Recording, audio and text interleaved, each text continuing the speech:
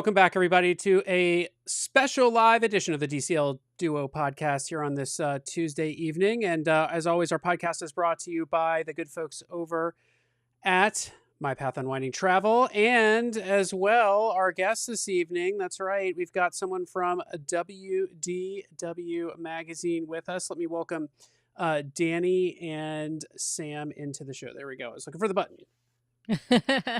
Hello. Thanks for having me on, guys. I'm really excited to be here. We are so excited to have you. We have had your other half, your wife, Stephanie, a couple of times at this point, but we're super excited to have you on the show today, Danny. We are, of course, going to be talking about your amazing trip to Toronto well, I mean, you're there, right? But your adventure in Toronto in being able to see some rehearsals at Hercules, which is being brought to the new Disney Destiny ship. But we're just really excited to have you on. We love you guys as a sponsor of our show, of course. For those of you who haven't already, go out and get that special edition of the WDW Magazine, the float test, the Disney Cruise Line, of course, with a beautiful, shiny pictures of all of the Disney ships, some information about ABD and DCL excursions, and of course, an amazing article brought to you by our very own Brian, the co-host and producer of this show, talking all about parasailing at Castaway. And Danny, you take the most beautiful pictures, and your pictures are featured, of course, all over WDW Magazine, but of course in this special float test edition as well. Can you tell me what's the secret to taking such good pictures? I'll tell you, I mean, good pictures don't just happen. We like to make it look natural. I do spend a lot of time, it's a craft and you have to hone it. I am not a photographer by trade. We work with very talented people at the magazine.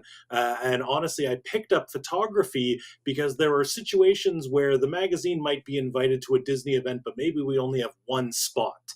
In a perfect world, I would send one of our dedicated photographers to accompany. But we had this gap. I would go and I would have my phone and they were okay, but we want to present the best possible product to our audience. And so, I invested in a bit of camera gear, not a lot. And I dialed up the YouTube videos and just practice. They say it takes 10,000 hours to become proficient at something. I can tell you from my Lightroom catalog that I've taken well over 10,000 photos on Disney Cruise Line and in the parks, and always striving to make them just a little bit better. Well, that's awesome. It definitely shows. We did have a request that you include some Disney Cruise Line photos in the WDW Magazine calendar. So I don't want to, we don't talk about products that aren't real yet, but so we have the three magazines, right? We have WDW Magazine, DLR Magazine, and DCL Magazine. And what we've learned is that while there are mega Disney fans that want all things Disney, all over the world, the audiences really like to, the WDW fans, they're dedicated to Florida. DLR, Disneyland, their heart is in California. And the DCL people feel the same way about the ships. Yeah. We had tried Castles Around the World calendar. And honestly, some of the feedback that we got was people, they didn't recognize maybe the castle in Shanghai or Tokyo. And so we have thought about including DCL in the wall calendar, but maybe it's its own dedicated DCL wall calendar, maybe sometime in Yeah, the I You mean, got you'd have two customers got two right takers here. right here. Yeah, yeah. So I love the imagery too of like it feels like that scene in Anchorman. Like there's the WDW crowd coming around the corner, the DCL crowd. I feel or the Disneyland crowd. we're I feel gonna like the rumble. DCL crowd is like up on a roof somewhere with popcorn, just eating. You know what? They don't want to rumble. The only rumbling they do is about, which one is the best Yeah, experience, or, yeah. which one am I going to book next? Because everyone has love for all of it. It's just that, some people, they get swept away in one particular branch or another. No, for sure, for Absolutely. sure. No, You know, we know our friend nothing. We know Tracy nothing about that we at know, all. yeah, yeah, yeah, yeah. Our friend Tracy in the chat is giving an idea, maybe a calendar of elevator Right. selfies that are taken on Disney Cruise Line, which There you I go. mean, not a bad idea. I know Tracy has enough elevator selfies to fill an entire 12-month calendar. I know So lots of people. That's where you get your fit check, right? You've left your stateroom, you're in the elevator, you're heading out to dinner or up to the pool deck or whatever. That's how you check your cruise fit and make sure you're ready for a beautiful vacation. that's Absolutely, right. absolutely. That's right. Well, we're here to talk about a really exciting topic. You got invited to see the Hercules rehearsal space and some. I'm assuming some of the rehearsal itself. Yes, we did. I'm gonna pull up the PowerPoint to get us going here, but I'm gonna kind of sit back here. Sam, is wearing her. Well, it's a parody Playbill T-shirt. A friend of Yeah. ours. Yeah. This my t-shirt. I got to give a special shout out to Parody Bill. They make mashup products of different musicals, and because this is a musical themed show, I don't have a Hercules the musical shirt. Right Not now yet. it's Not no. Not yet. I mean, this There's way in definitely merch London. coming. Yeah, if I went to London, I could get one, but I don't have one for for the West End show. But I decided to wear a musical themed shirt today. So my shirt says "Dear Katie Heron," which is basically a mashup of "Dear Evan Hansen" and Mean Girls the musical. And so this was made by Parody Bell, and it says you can sit with us, right? Like That's, #you will be I found. like So that. I like the inclusion in that. That's There you nice. go. yeah, There you go. because There you go. the Mean classic Girls, yeah. just off to, I know Mean Girls, not Disney off topic, but what a great show. Yeah, what a great show, You right? know, And Dear Evan Hansen, what a great show also. Yeah. tomorrow we wear pink, I guess, right? Tomorrow we wear pink. Yes, on Wednesdays we do too. There we go. Absolutely. All right. Absolutely. Let me get us going here. Danny So, hopefully prepared this great slide presentation. Danny, walk us through what you saw. Yeah. yeah, I'm going to set this up for you guys. So, your audience may or may not recognize this building. This is the CBC building in downtown Toronto. CBC, the Canadian Broadcasting Company, they've been around for going on close to 100 years at this point. This They is bring us to Grassy Junior High. Yes, they do, among others. And so this building, this dates back to the 90s. They built this purpose-built building. It's fully kitted out. They broadcast. They have 3 radio networks that they broadcast out of here. They've got full television production studios, corporate offices, executive offices. It's this huge complex. It's in downtown Toronto. It's very close to the Sky Dome, which I guess now we call the Rogers Centre, and the CN Tower. But the secret that nobody knows about the CBC building is that there's a whole underground portion of it.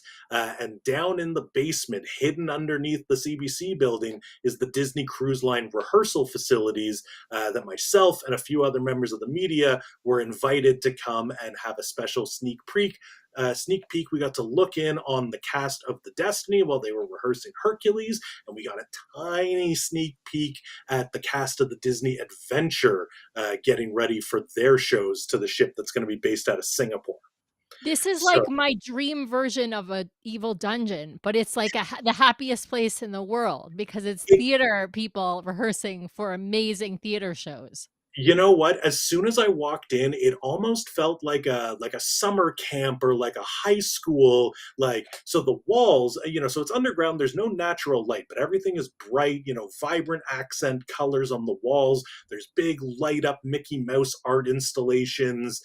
All the pictures on the walls are showing off like concept art or photos of other productions. Each of the different rehearsal rooms is named after a Disney character. So they'd be like, oh yeah, Adventures rehearsing in the Olaf room, and Destiny's rehearsing in Chippendale. You know, so I like, love that. yeah, And this is in the downtown Destiny, Toronto. This isn't yeah. like some warehouse in the middle of nowhere. no. This is like the heart of the city.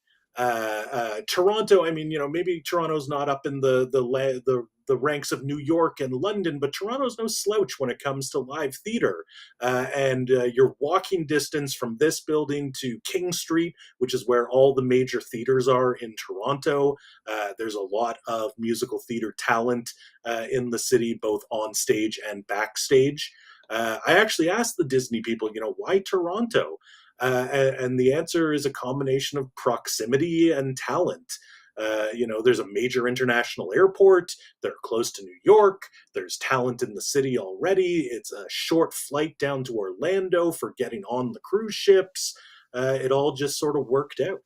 Yeah. Yeah. Well, and there's a huge acting community in Toronto because so many films and TV shows are actually filmed in Toronto as well. I feel like there's a ton of filming both in Toronto and in Vancouver in BC, Absolutely. in the west coast of Canada. And so I feel like these two cities are like iconic in the, film and sort of acting industry. And so it's not surprising that they would choose, as you mentioned, the proximity to New York is also fantastic there as well. Mhm. And so it's not surprising to me, at least, that they would choose a place like Toronto to have their rehearsal space and their audition space and all of that. So tell us, like, were you there for like a whole day? What does this sort of look like logistically? It was a whole day event. So the out of town media arrived the night before. We had a little welcome dinner, get to know you. It was a small group, about 10 outlets in total. Myself representing the WDW and DCL magazines. We had representatives from BroadwayWorld.com, from Playbill, an outlet called The Gate. I'm sure I'm forgetting some, but it was a mix of Disney specific outlets, as well as some theater specific outlets, and then some general sort of entertainment, pop culture, film, TV sort of, and it was established media outlets as well as some content creators and influencers. And then there was also a group of Disney executives who were there, PR people. All told, we were about 20 in our group. So everybody gets to know each other. We all break bread together the night before. Then when we wake up, it was a Monday when all of this happened. So we woke up, we had breakfast, and then we traveled as a group. We had to be badged into the building. It's all, they're very quiet about the fact that they're taking up residence here. You're not going to see a big DCL sign anywhere, not until you get into the actual space. So we had our press lanyards, we had our Disney escorts, we got badged into the building, taken down. Some, fortunately, and we're going to share with your audience, some of the day was open for photos and videos and recording. Some of the day was embargoed information that we got to witness and enjoy, but not for capturing content of. And then they took us through the day. We did the highlights were, so we got to see some performances. We saw a full, or as full as it is in this stage of rehearsals, a full run through of Zero to Hero from the Hercules show, which was phenomenal. So We got cool. to see a run through of Friend Like Me. That's going to be on The Adventure. They have a version of Aladdin, but it's different than the version of Aladdin that you've seen on the current Disney ships. Oh, interesting. Did they tell you, and are you able to share what's different about that version of Aladdin? They didn't get into the specifics, but from my viewing of it, I suspect that the stage is larger on the adventure. I mean, the whole Ooh. ship is Right. larger. And I wasn't able to, do a head count of all the performers on stage, but the ensemble, the company certainly looked larger and more robust to me. Yeah. It was also slightly different choreography. It's a big fun dance number. There's lots of people on stage. People are doing flips and cartwheels, and it's that big explosive moment in the show. But it looked even bigger, even more elaborate for the rehearsal that we witnessed. Now, That is so cool. Stephanie's asking in the chat, or is Aladdin part of the Wall-E show? Question mark. So I don't. Yeah. Oh, okay. So Steph. Okay, so we got two glimpses at the adventure. They are doing Aladdin. That's going to be one of the shows in the main theater, and then we also got a glimpse at Remember, Remember is a brand new show on the Adventure. This is their multi-film, multi-IP jukebox style musical. Mhm. And the This is clip, their Believe or Disney Dreams for those who exactly. wanna compare. It's going to be a variety. They're going to string together some story, and the theme is Remember Me, right? So there's definitely a Coco scene. We know we've seen that in the artwork that the Yeah. concept art that Coco, that Miguel is in it, right? And playing his guitar. And so clearly there's going to be multiple scenes. But yeah, what else did you so Wally was So, in this? That's so yes. cool. Okay. So what I can tell you, and Wally has a special place in my heart. I've always, it's my favorite of the Pixar movies. I think it's so beautiful and emotional, and they convey so much. If you watch that movie, there's almost no dialogue. Yeah. It's Not all until you music. get Yeah. exactly. It's music and sound effects, and they convey so much with so few words, and I love it. So the quick tiny synopsis of Remember on the Adventure.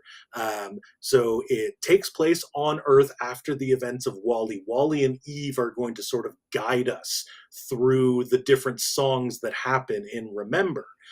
They're separated. Eve has gone out on a mission as part of the effort to, grow pizza plants and all of the great things that they're doing on Earth after the film. And something happens. It's almost a reversal of the movie. Eve loses her memories this time. Mm. And then Wally is going through the various musical numbers from all these different Disney and Pixar films that we love to help bring her back. So we saw, and again, this is all very rough. They have people who are building these incredible, intricate puppets, but that work has to happen while the actors are learning the show. So we saw a very rudimentary rehearsal Wally. He still had Wally's basic shape and the eyes Mhm. articulated and moved, but they made it very clear to us that this only represents a percentage of what the finished puppet will do and will look like. Yeah. Wally's cleaning up his home. He finds a cassette tape that he loads into the TV, and Remember Me comes on. Then a human performer with a guitar comes on stage and starts singing a lovely rendition of Remember Me. And Wally's got this broom and he's sweeping up the apartment, but then he starts to play air guitar on the broom and make his little Wally beeps and boops like he's singing along. And when I tell you that this rehearsal, this stripped down version almost had me in tears, it's incredible. Oh, Danny, I'm like tearing up just hearing you retell this because I absolutely love Wally. Wally was I would say one of the early movies for our son as well, and he just like fell in love with it. I think he loved robots, and I think it didn't matter to him that it didn't have hardly any dialogue, as you mentioned.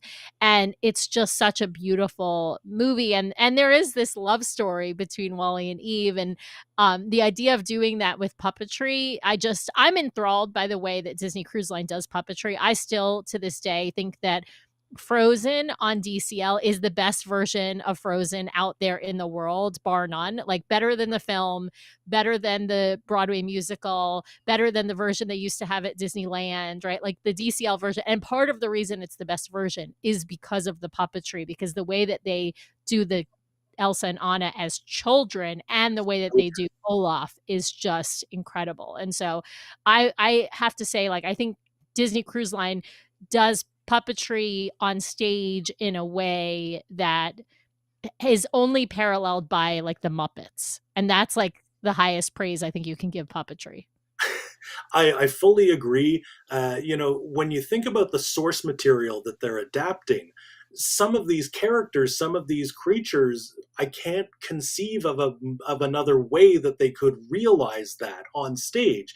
Yeah, there's screens and you can project things, and yeah, you can have an actor in a costume and you can sort of anthropomorphize but for some of these characters, the puppetry, I feel like, is not only the only way but the best way that they can bring these characters to life. Yeah, Yeah, I for love sure. that. Well, we've got some pictures. Let's look Yeah, at some let's get it. I know Okay, it's so we yeah. got our teases. We got our teases of the adventure, which was wonderful. But the focus of the day was all about Hercules. So we had two major demonstrations. The first was a puppetry demonstration, which you're looking at here, where we got to see the Hydra. The Oh, Hydra sequence. If you remember the film, the Hydra sequence is a real turning point for Hercules, right? He's done his training. He wants to go out into the world and prove that he's a real hero. And this is like his first big challenge. And similarly, in the stage adaptation that they're putting together, this is a major story moment. mhm. So the people that we're looking at here in the photo on the left, that's Jeff Conover. He's the creative director of puppetry for this show. And then on the right, in the brown shirt, that's James Duncan. He was the puppet specialist.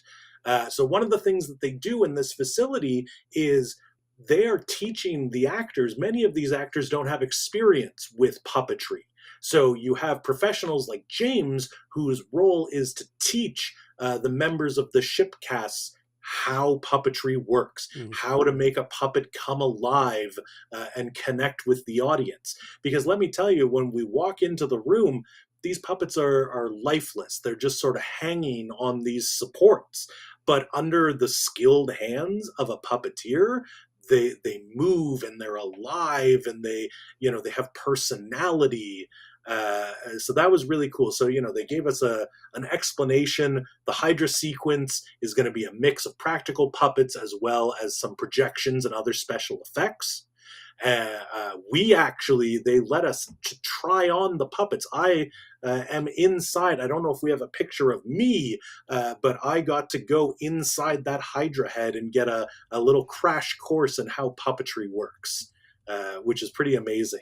Uh, That's so cool. That like that's these are like the unique experiences of these actors to get to do this kind of puppetry too. Because if you think about it, like most stage shows like on Broadway don't tend to lean into using puppetry. I'm not saying all of them. Obviously, Avenue Q was a revelation of using puppetry on stage, sure. and I Or mean, shout there out to that show, but most don't. So this is like, I mean, to Ka and Tafiti and Moana, Tale of Moana on the Treasure does this incredibly. So I love that, I love that they do this. it's a great training ground, and they give you these lessons. There are things that human actors do by default when they're on stage. They sort of shift around a bit, they blink their eyes, they have these little natural movements that the body is doing on autopilot, but the puppets don't do that. And that's the difference.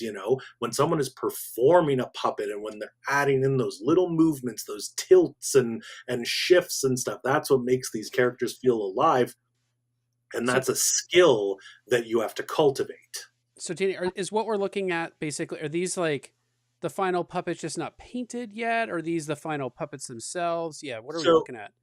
Disney refers to these as rehearsal puppets. Got it. Partnered up with Michael Curry Design, uh, who is producing the final show-ready puppets. Michael Curry has a bunch of Disney credits to his name. He was involved in the Broadway adaptations of Lion King and Frozen. He was also involved in the big Tafiti puppet in the Tale of Moana on the Disney Treasure. It's a long-running partnership between the two organizations. The puppets that you're looking at here they are the same size, they are the same weight, they have the same controls, but these puppets are going to live in Toronto for rehearsal purposes. The final, fully decked out, fully painted with lights, with special effects, those are being manufactured separately and heading out to the ship in Germany. Yeah. In Papenburg, where they're building the ship.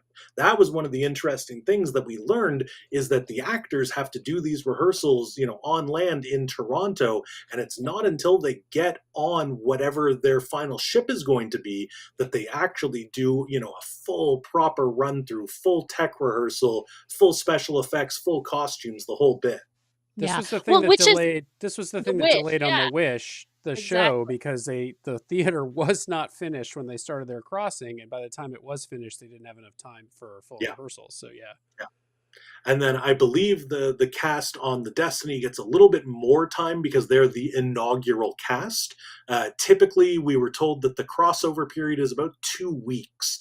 And during that time, the current cast on the ship, they keep entertaining the audience in the theater. And then in the off hours, the newly arrived cast, that's their opportunity to, get used to the full effects, do their full run throughs, and get any pointers from the current cast, that sort of thing. Yeah, that's definitely they get a lot the second and third and fourth and so on cast definitely get less time. And I mean that it makes sense because as you mentioned, they can learn from the current cast. They can watch the show, Yeah. being done live when it's being performed for the guests, and then they do their rehearsals during the day when the Walt Disney Theater is not being used. And so super intense. Of course, they all go to Toronto first to learn their parts and to learn the show on land, no matter what cast they're from. And as you mentioned, all of the ships, actually, we were talking about this in the pre show, all of the Disney ships have casts basically in rehearsals at any given time in Toronto because for example, the Treasure right now, Treasure cast, entertainment cast number 2 is still on the Treasure right now. But entertainment cast number 3 has to be currently learning because they're going to be doing that changeover pretty soon from my estimation of how long Treasure Cast 2 has been on. And so, Yes. yeah, so they're going to have that transition time, but they have to be learning their shows currently on land. So they're learning Tale of Moana, for example. Yes, and that's what's so great about this Toronto space is they told us that they have enough room to be rehearsing 5 different casts, all in one spot.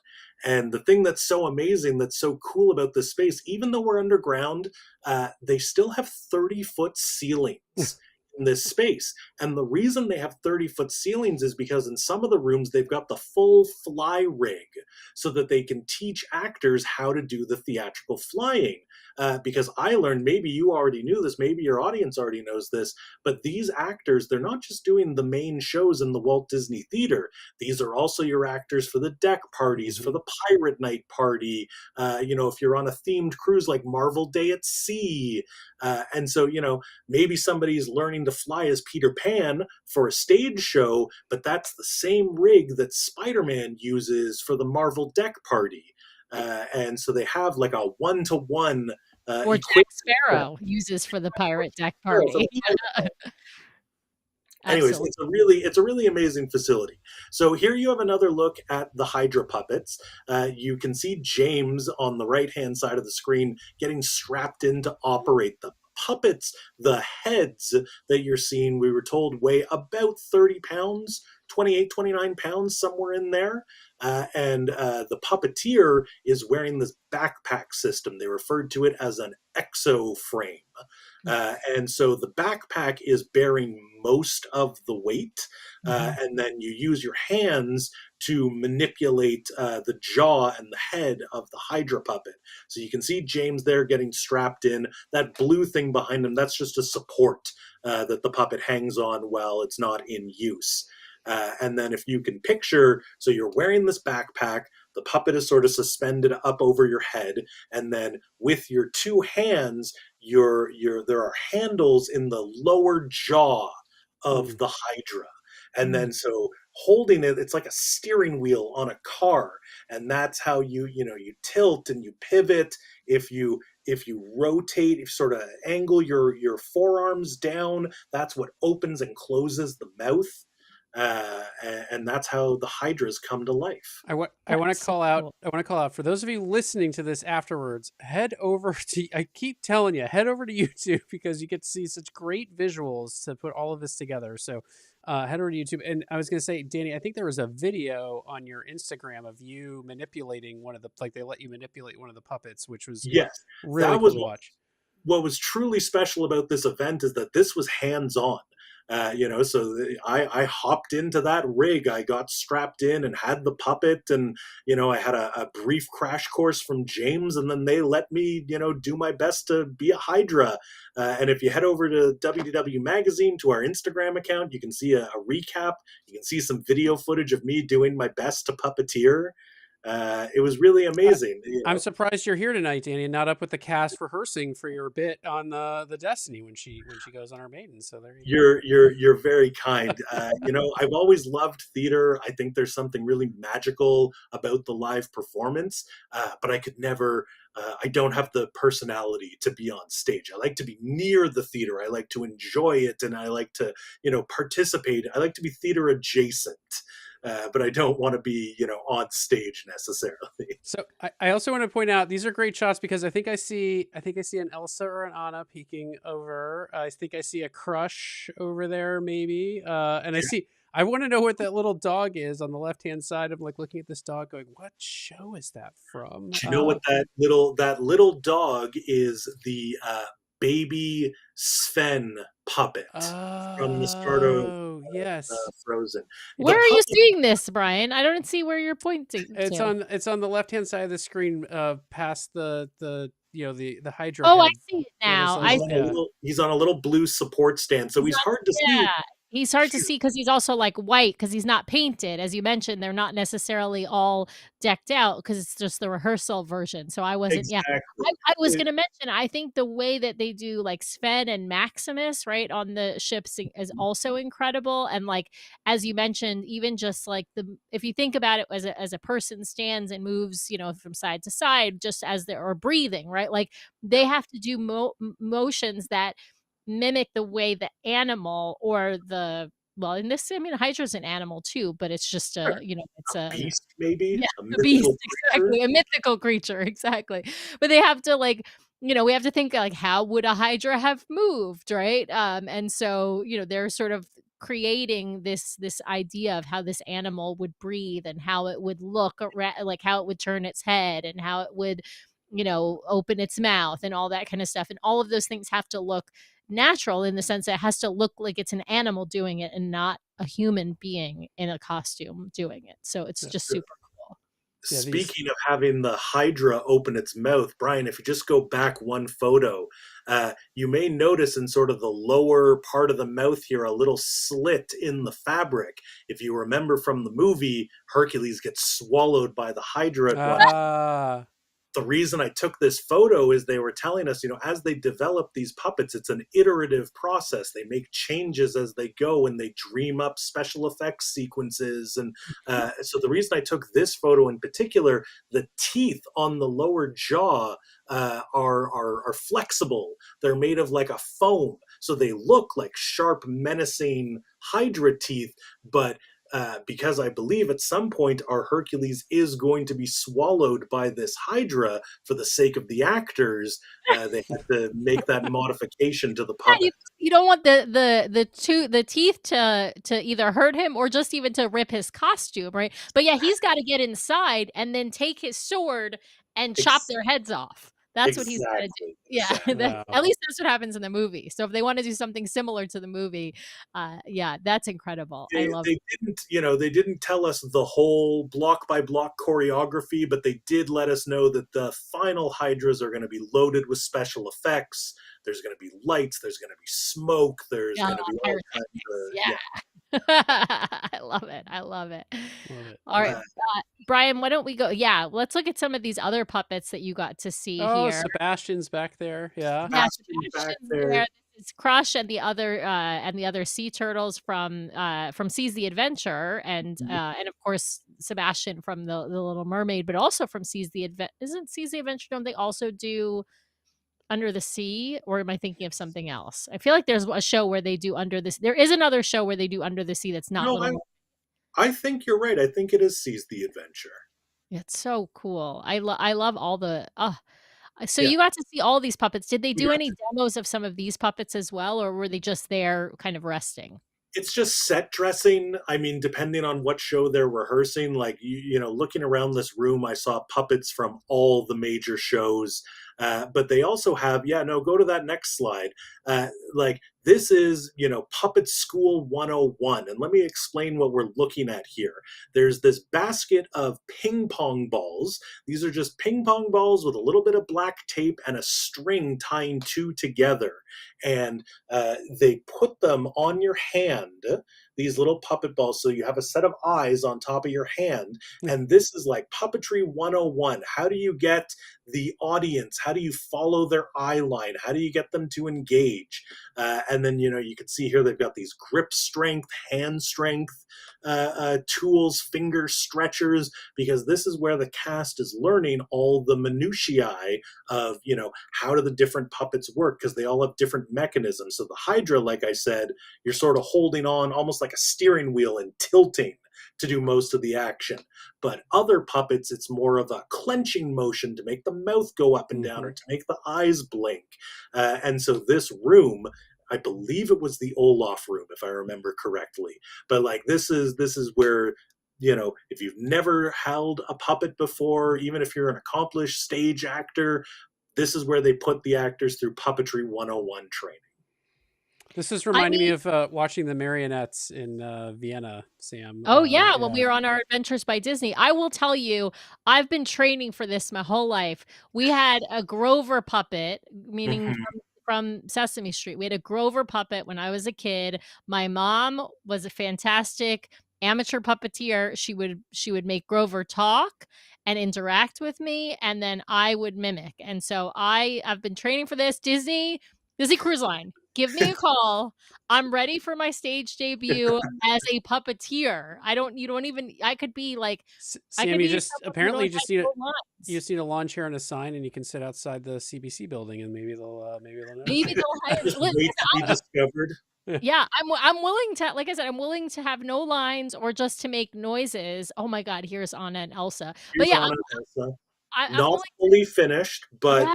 Oh, all the beautiful. for all the important parts, the weight is the same, the mechanical movements are the same. They don't bother with the set dressing and the figure finishing, but this is enough for the actors to learn the puppetry of it. Yeah. Oh, well, I have to say Stephanie is kind of in the comments, and she's saying we're kindred spirits because I had my Grover puppet, she had an animal puppet. So, I mean, I listen, Stephanie, we can go on the road. We can start our own puppetry show. We'll I mean, I would love to do like Avenue Q. I'm all about it. Oh, Absolutely. I've seen that show so many times. I've seen it in London. I've seen it in Toronto. I love that show. The best. It's the best. So that was the puppetry part of our Yeah. day. The next part of our day, we got to learn some choreography for the show. They taught us 8 bars of choreography, which was plenty for me. Thank you very much. I love that. So this photo, so we're looking at Kevin and Marcel Wilson. Kevin and Marcel Wilson, they are the show directors and choreographers. They're brothers. And the fella in the blue shirt, that is Bradley Knight. He's the music arranger for the show. So the next part of our day was a demo where we talked about the music for the stage show, how it's been adapted and refreshed since the film, and then we got into the choreography and we learned the first 8 bars of Zero to Hero. You can see here, this is the muses, or 3 of the muses anyways, giving us a live. So they taught it to us and we did our best stumble through, and then they had the pros come out and show us what it's supposed to look like. Yeah, that must have been a little bit humbling, I'm guessing. It really was. And not only are they doing the choreo that we learned, but they have even more. So the muses are going to have these microphones, like you can see. They have additional choreography for how they're, working the mic stand and dancing around it. We learned the basic moves, arm goes up, hip shake, but they're putting the whole body into it. They're upping the choreography. I So love it. I also love that there are male muses. I saw this in your posts as well as Mhm. in, some of the snippets that Disney released as well. But I love that the muses, I think, I don't know if it's 5 or 6 muses. I think there were 5 in the original in the Yeah. animated film. But they're I love that it's a mix of men and women. I think that's fantastic. They're giving for those of you who watched the live show last night, they're giving Ingrid a little run Slay. for her money on her sleigh there. Yeah. Hey, Danny, I wanted to ask because in this photo and the last photo, I know that there's like another puppet there or another Yes. set piece there, and we used it in the show art for this evening. What is that? Did Okay, they? Yeah. so I've got close-up photos a little bit later on in the Okay. slide. We'll get to it. Okay. But so now we're in a totally different rehearsal space. This room is a full size. This is a one-to-one space replica of the ship stage. So they've got the stage all taped out. You know where the doors are, where the wings are, all of that. And what you're seeing little glimpses of in the background are the Titans. So again, if we remember the '97 film, it starts off with the backstory about how Zeus beats back the Titans and locked them away, and then spoilers for a movie from the '90s, but Hades releases the Titans and Hercules has to defeat them. So you're looking at part of the puppetry that brings the Titans to life. Got it. Very cool. And I will, when we get to those photos, I'll tell you all the cool things I learned about the Titans. Here's a better look. So here we've got the music director, Bradley Knight in the blue shirt. Just beside him with the purple top, that is our actress for Meg. Yeah. That is Megara. And then there we've got our 5 muses, a mix of men and women. Wow. Cool. So they were giving us a lovely demonstration where we were playing a snippet of the song from the film and then showing us how they've, done new orchestrations, how they've refreshed the musical style. These are all familiar. Everyone's going to recognize the songs as soon as they come on, but they're newer, they're brighter, they're more theatrical. Bradley was telling us that Disney recorded with a 70-piece orchestra these new arrangements for the songs from the movie. So, you recognize them, and those gospel influences are still there, but they're brassier, they're bigger, they've got more of that music theater showiness to them. Yeah. Nice. Yeah. And I think they've got a little more like funk influence infused in that as well to kind of liven them up. At least from what I heard, it seemed like, to kind of liven up and modernize them just a slight bit. I think you're right. Absolutely still has those gospel roots, but it just, sounds incredible. Everyone was talking about the time period of the movie, the '90s, and a lot of those R&B influences, and adding that sort of character to the musicality. Okay, so now we're looking at, so there are 2 featured, or at least we got to see 2 of the Titans. There's 4 in the film. I saw 2 puppets. I don't know how many total will be in the final stage adaptation. This guy is about 9 feet tall. There is an actor fully inside. You can see a little bit of their sort of a body harness. Right here, like backpack straps kind of almost right there. Exactly. Yeah. And then the arms go inside the arms, the legs go inside the legs. Again, this is unfinished. And so we got to watch sort of a blocking rehearsal so we could see how the Titans move around, and we could see the human performer inside. In the stage version, they'll have like a chest piece, and you won't see the puppeteer doing the work. But so this one is the Rock Titan. He's about 9 feet tall. And then if you go to the next picture, this is the Ice Titan. Wow. With all the spiky things. He's 13 feet tall.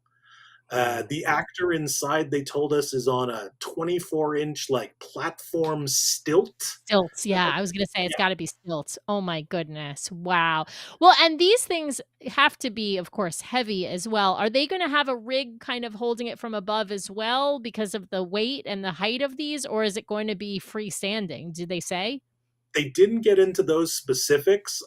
They were telling us that a lot of the material science that they use to make these puppets, the frames are largely carbon fiber. So while they are large, they are light. This actually, the sort of exosuits, the framework that makes these work, is something that Live Entertainment borrowed from Walt Disney Imagineering. This is similar to how they brought the Hulk to Avengers Campus. Got it. And that was So really cool, hearing about these different parts of the Disney organization. It's not like Walt Disney Imagineering set out to design a puppetry suit for live entertainment, but once they had it, somebody at Live Entertainment said, "Oh, that's really interesting. I wonder if we could work that into our show." And they get to collaborate and draw on these resources that they have. that is just so cool. These See are what I incredible. what I really want to see now is I want to see behind the scenes of the actual stage on one of these ships, because I can't even imagine where they store all this stuff. This is Me, massive. Me too, Brian. That is always one of my questions. I do know that the stages have some trap door space below them. They were showing us how they had taped out on the floor, so they have the front edge of the stage taped out, and they have where the wings on stage left and right are. But then there's also this sort of three-section elevated trap door portion that they can move and lower independently. So I do know that some pieces are stored below the stage, some pieces are stored in the wings. But you're right. You think about cruise ships, and like every square inch matters and has to be accounted for. And then you've got these 13-foot tall puppets where, so this one, he comes in multiple parts. There's the upper Right. torso, there's the legs, there's so he gets disassembled and Well, stored somehow. and don't forget, this ship is gonna have Seize the Adventure, Mhm. Frozen, and it's going to have Hercules. So we're not just talking about puppets for this one show. We're talking about puppets and scenery and props and and costumes for Well, and all of the shows, of course. And then think about all of the costuming for the characters that you see out and about on the ship. So if you think about the amount of storage space they have to have for entertainment alone, it is Mhm. a huge amount, and organization, right? So I'm like you, I'm very curious how they organize well, and things behind the they scenes. kind of have they probably have multiples of some things. I mean, if something Oh, breaks, yes. they can't, like, oh well, we lost the hand for the puppet, so no more show for a while, right? Like they must have extras. I'm curious, Danny, did they talk to you all at all about like what is unique in terms of preparing to put a show onto a ship? Because I almost verbatim, Brian, I asked that Um, question. great And minds, great so, minds. yes, of course, of course. So there were two answers to that question, because on the one hand, from a creative point of view, putting these shows together is no different than a show on land, whether it's in Toronto or New York, or you go through the rehearsals and the vision and all of that stuff. That's all totally the same. But you're right, performing on a cruise ship, there are peculiarities, there are space constraints, the ship is moving, there Yeah. might be rocky seas, all of that. They didn't get into too many specifics. They did let us know that there is a B mode, if you will, for some of the larger special effects in the event of inclement weather. But the intention is for the show to run and Mhm. for it to still be the full experience for the guest. But they have to rehearse two modes of choreography if a big set piece can't function for safety reasons. Yeah. I They imagine have also. I've seen that happen on Seize the Adventure in particular. There's a scene where Tiana walks across a series of chairs. I've seen the show in Mm, B mode where instead of walking across the stairs or the chairs, she walked just across the stage. So there are modifications they make. For example, Peter Pan, who is on, wires right now in I believe it's Disney Dreams, right? yeah, And so is Anne Marie in a lot of scenes. And so they have, as you mentioned, a B mode where they're not on those contraptions and they're flying around on their feet, right? So there are things that ways they can alter, but it's harder with puppetry like this. Absolutely. for sure. And I mean, that is part of what I love so much about live theater, is they have to be adaptable. Things can change in the moment, and you rely on the actors. So maybe they can't do the flying stunt, but it's up to that actor to, make you believe that they are still, flying across the stage, even if their feet are on the ground. And that's one of those things that I think is so special about live theater. So we, after our hands-on portion of the day, this photo that we're looking at, this group, these are the lovely Disney executives. We have people here who are show creatives, people who manage the Toronto facility, people who are PR spokespeople for DCL in general, and we had a sort of roundtable discussion where we got to pepper them with questions like, how do you prepare for doing a show on at sea, and any other questions that we could think of. It was a really, like, it was such a lovely day. Everyone, you can tell, is so excited to be a part of this. The atmosphere in the rehearsal studio in Toronto is really, it's jovial, it's excited, because these are people who they're having fun at work. They're getting to play make believe with their favorite characters. They're getting to bring things to stage, bring things to reality that they've seen in their mind. And it was really, it was a nice group of people to talk to. I Yeah. love that. I have another question, which is, of course, did they give you any sneak peek as to what's next in terms of the next ship that's coming out? Of course, it's not until, 2027, but you might be able to say yes, but not be able to answer further than that. But I'm Yeah. just curious if they gave you, I bet you can't give any answer to our audience as far as what they showed you, if anything, but did they? So we got to look at the adventure. That was the most concrete into the future that we talked about, seeing the cast for the adventure, seeing that Aladdin number, seeing that Remember number. I can say that cruise is a big focus for Disney right now. They've got all these plans for new ships hitting the water. We've got 2 ships coming online this year, by, I think, 2031. Do I have that right? Is the target date, where the fleet's going to grow up to 13. So they didn't get into too much concrete. There was a lot of blue sky discussion, but it's clear that cruise is an important part moving forward for the company. Yeah. Yeah. This photo that we're looking at, so this is Corey. He is our Hercules for the show. This was a separate event. This was at the spring in Florida, where they introduced Corey and we all got to hear him sing. He sang Go the Distance, and frankly, he brought the house down. Oh, yeah. Now, was We did. he not at this rehearsal space though? Oh No, no, he was he there. he was Yeah. there. Okay. That I, picture with the I, Titans that you have, Yep. that you made the show art, Brian, that picture is Corey with Oh, the right, Titan right, puppet. right. Yeah. This So one. I Yeah. didn't. Yes, this one. I didn't get the opportunity to interview Corey or anything, but we did watch. So the full number that we saw them do, so like full cast, not full costumes, because like you can see in this photo, they're rehearsing in very rudimentary. They've got some of the props, but like the muses were all, they wear gold colored T-shirts, so you know that they're the muses. And Hercules has got his red T-shirt. But we saw the full choreo, the full presentation of Zero to Hero. Yeah. And it was unreal. And like, I was standing, we weren't even in chairs, we were just in the rehearsal room, and they've got the stage taped out on the floor. And I was, 6 inches away from Hercules and from Phil when they're, right up at the front doing their big numbers. People were sort of scooching back to make sure we didn't interfere with any of the dancers. It Oh. was really magical. Yeah. Very cool. And Corey J. Bradford, who is Hercules 1 on Destiny Cast 1, is incredible. What an incredible performer.